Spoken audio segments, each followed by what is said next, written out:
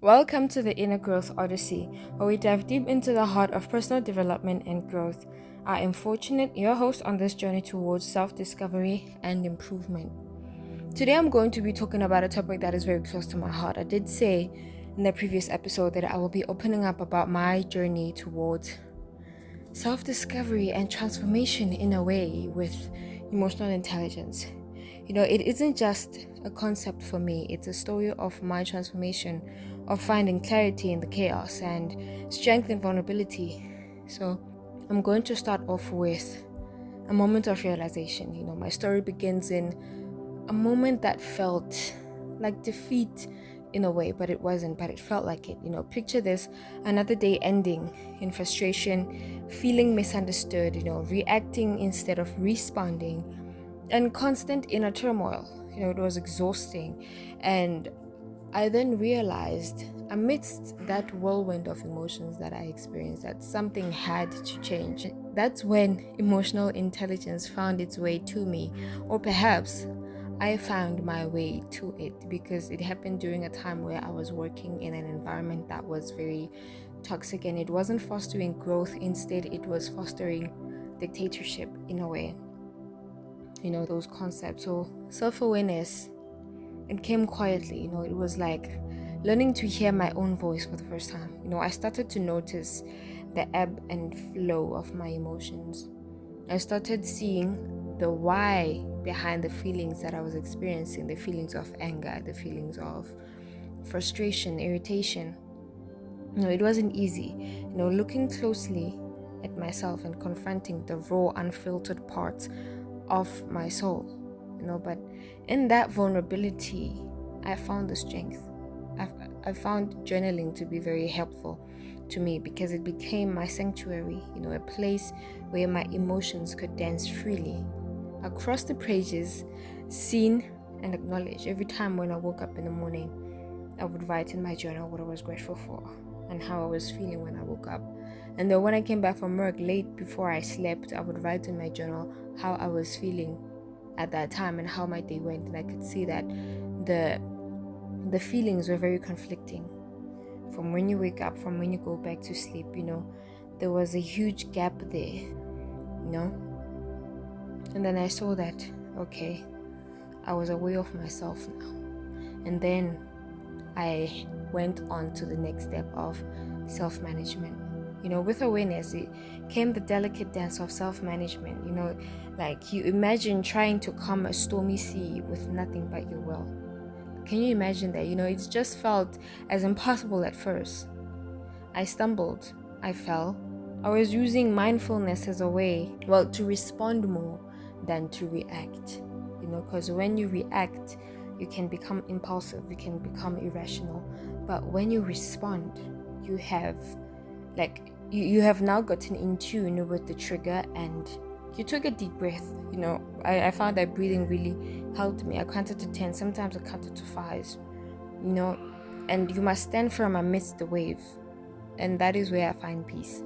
Not by quieting the storm, but finding peace within that storm. That is the beauty of chaos. That you must always know that there is beauty in the chaos. And then came the third one, which was vulnerability, opening my heart to others. As I journeyed inward, I also learned to look outward with new eyes for different perspectives. I began to truly see people, to hear them better than their words. That was when I would see either their facial expressions or their body language, or how they carry themselves in general. And it was like discovering a new language, the language of empathy. This part of my journey was about connecting. It was about realizing that we're all navigating our own emotional landscapes. Hence, I always say that we must remember to stay calm, because we don't know what the other person is going through. By opening my heart, I found a deeper connection to others, and an invisible thread of understanding that weaved us closer together in a way that it is unfathomable. Once you take your time to be empathetic to another person, once you take your time to learn that person, learn their story, how they do things, why they do things the way they do them, that is when you can become closer to the individual in a way. you know. And then the last step was navigating the relationship side with other people, you know. After finding empathy, I learned to navigate the relationships with more grace. You know, communication became my compass to communicate my feelings effectively. You know, it is not a matter of what you say, but it's a matter of how you say it.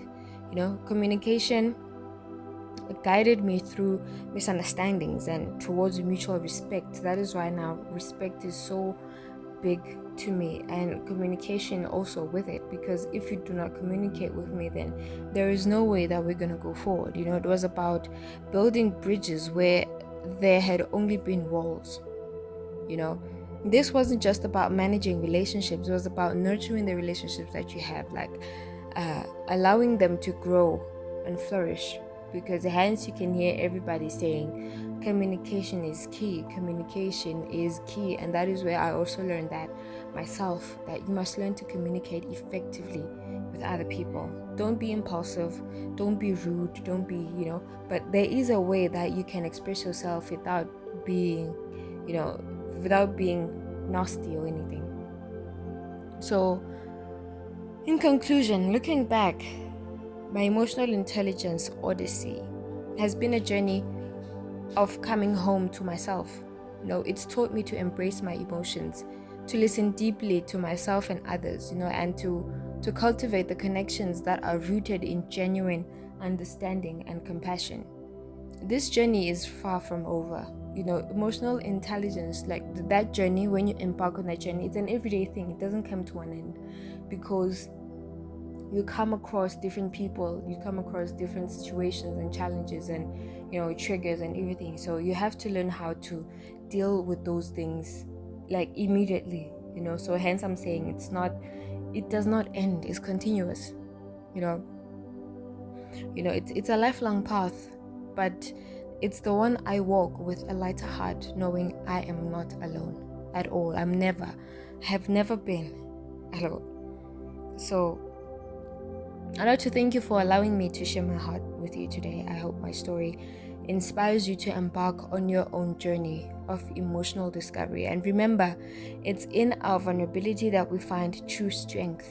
And so until next time, I want you to keep embracing your journey. And remember, in the vast ocean of life, we're all navigating it together in this thing called life. Remember, I am in collaboration with Motivated Mindset. Please go and subscribe to their YouTube channel. That would mean a lot. But as per usual, please remember to stay kind until the next episode. And remember that God loves you always.